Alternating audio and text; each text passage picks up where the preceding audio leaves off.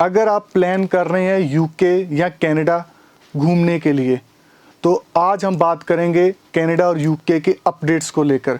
जैसे कि आपको मैं समय समय पे वीडियो डाल के अपडेशन देता रहता हूँ कि कनाडा के रिज़ल्ट जो हैं दिन बर दिन जो डेज़ हैं कम होते जा रहे हैं।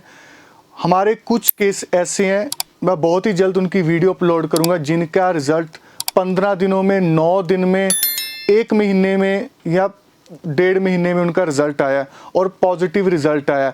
वो केस ऐसे नहीं है कि ये सभी के स्पॉन्सर केस नहीं है, वो बेस उनका टूरिज़्म बेस भी लगाया है, हमने इनविटेशन बेस पे भी केस लगाए हैं और स्पॉन्सर केस पे भी जो हमने केस लगाए हैं। और रिज़ल्ट जो है दिन बर दिन कनाडा का बहुत फास्ट होता जा रहा है और सबसे बड़ी बात है कि रिज़ल्ट बहुत पॉजिटिव आ रहा है। आज से पहले मैंने कभी इतना कनाडा को मेहरबान होते नहीं देखा कि इतने वीज़े दे रहा हो। और ये नहीं सिंपल प्रोफाइलों पर वीज़े आ रहे हैं, पर ज़रूरत है उसको सही तरीके से रिप्रेजेंट करने की। हमारे केस ऐसे हैं जो जॉब प्रोफाइल हैं, जिनकी इनकम सोर्स भी कुछ ज़्यादा बड़ा नहीं, रिटर्न भी जो नॉर्मल है, उन केसों पर भी वीज़े आ रहे हैं।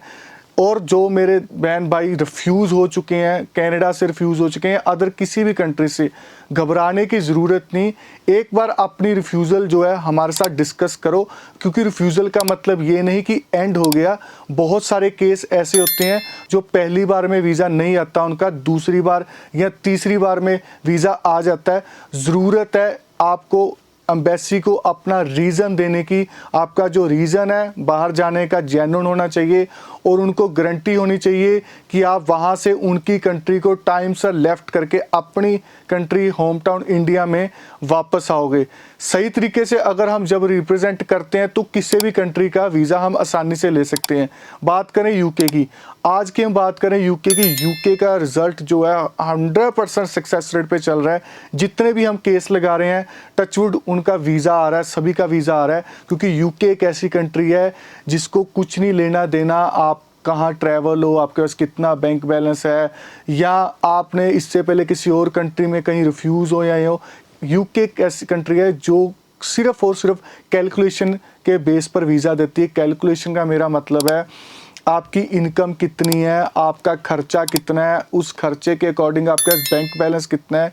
अगर आप यूके 10 दिन के लिए जाना चाहते हो तो आप कितना वहाँ जाके फ़ंड को खर्च करोगे, ये सारी चीज़ों में रेलेवेंसी अगर आप दे देते हैं अपनी फ़ाइल में, तो यूके का वीज़ा लेना बहुत आसान हो जाता है। रिफ्यूज़ल के चांसेस नामात्र हो जाते हैं, क्योंकि यूके एक्चुअल में एक टूरिज़्म कंट्री है।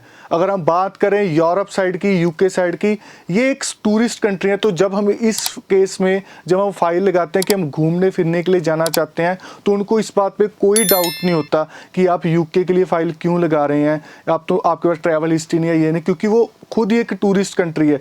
ज़रूरत है आपकी फ़ाइल में कैलकुलेशन सही होनी चाहिए, इतना इनकम सोर्स आपके पास होना चाहिए कि आप यूके अगर 10 दिन के लिए, हफ्ते के लिए जा रहे हो, अपना एक्सपेंस को उठा सको, पूरा खर्चा कर सको, और एक्सपेंस करने के बाद, घूमने फिरने के बाद जब आप वापस आएँ अपनी कंट्री में, तो आपके पास इतने फंड होने चाहिए कि आपको यहाँ आने के बाद भी कोई मुश्किल ना आए। तो मैं समय समय पे वीडियो डालता रहता हूँ। मेरा मकसद सिर्फ यही है कि आपको हर रोज़ न्यू अपडेट्स मैं दे सकूं।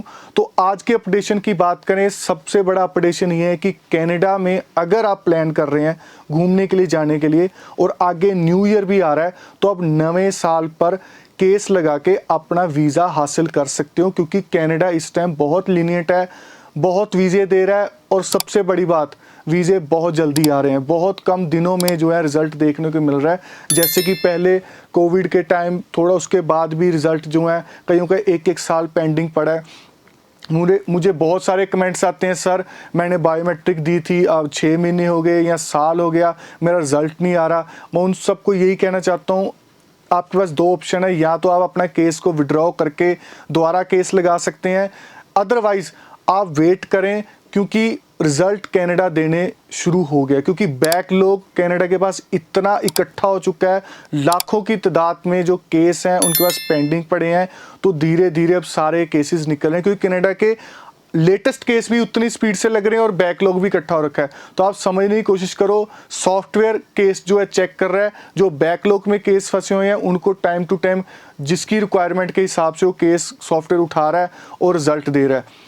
तो अगर आपको 6 महीने साल हो चुका है तो आपके माइंड में आ रहा है कि मैंने इस बेस पे फाइल लगाई थी, इस डेट को मैंने वहाँ जाना था, अब वो डेट निकल चुकी है, तो कहीं मेरा केस ख़राब ना हो जाए, रिफ्यूज़ ना हो जाए। बिल्कुल घबराने की ज़रूरत नहीं है। हमारे खुद के कई क्लाइंटों के 6-6 महीने बाद, साल बाद वीज़े आए हैं और अब वो कनाडा भी पहुँच चुके हैं। उनका प्लान भी कब का निकल चुका था, जिस डेट को उन्होंने जाना था वो निकल चुकी थी, पर फिर भी कनाडा ने उनको वीज़ा दिया। हाँ, अगर आपको लगता है तो आप 1 या 2 बार, या अगर आपने खुद ने फाइल लगाई है, किसी कंसल्टेंट से लगवाई है, उनको कह के वेब फॉर्म रिलीज़ करवा दें अगर आपको ज़रूरी है। अदरवाइज़ आप ज़्यादा भी एम्बेसी को ये चीज़ को बार बार रिलीज़ कराएंगे तो आपकी फ़ाइल पॉपअप होएगी, हो सकता है इस कारण आपको रिजेक्शन भी मिल जाए। तो कोशिश करें वेट करने की, अगर ज़रूरत है एक आधी बार वेब फॉर्म को रिलीज़ कर दें और बिल्कुल माइंड में ये मत लाएं कि बड़ा टाइम हो गया अब मेरा कुछ नहीं होगा, क्योंकि पेशेंस से बड़ी कोई और चीज़ नहीं है। अगर आप सब्र रखते हैं, पेशेंस रखते हैं, तो सब्र का फल जो है मीठा होता है, तो आपको सब्र का फल मिलेगा। ऐसे ही वेट करते रहें। अगर आप फिर भी चाहते हैं कि उस केस को आप दोबारा लगाना चाहते हैं, रिज़ल्ट फास्ट चाहते हैं, तो आप उसको विड्रॉ करके केस को दोबारा लगा लें। नए सिरे पे फाइल लगेगी, सारे डॉक्यूमेंट्स नए लगेंगे, तो दोबारा फाइल लगाओगे तो आपका रिज़ल्ट जो है महीने 1.5 महीने, हो सकता है 15 दिन में भी आपका वीज़ा आ जाए। तो यूके बहुत हाई सक्सेस रेट पे चल रहा है, टूरिज़्म नंबर 1 कंट्री है। तो अगर आप यूके जाना चाहते हैं, रिटर्न भर रहे हैं टाइम सर, खर्चा जो है आपका एक्सपेंस आपके अकाउंट से हो रहा है, अच्छा मेंटेन आपने बैंक बैलेंस रखा हो जिससे आप यूके का खर्चा उठा सकें, तो आप यूके का वीज़ा बहुत ही आसानी से हासिल कर सकते हैं। तो अगर आपको मेरी इस वीडियो को अच्छी लगे तो मेरे इस चैनल को सब्सक्राइब ज़रूर कर लें, और अगर वीडियो आपको अच्छी लगे तो शेयर और लाइक भी ज़रूर कर लें। धन्यवाद।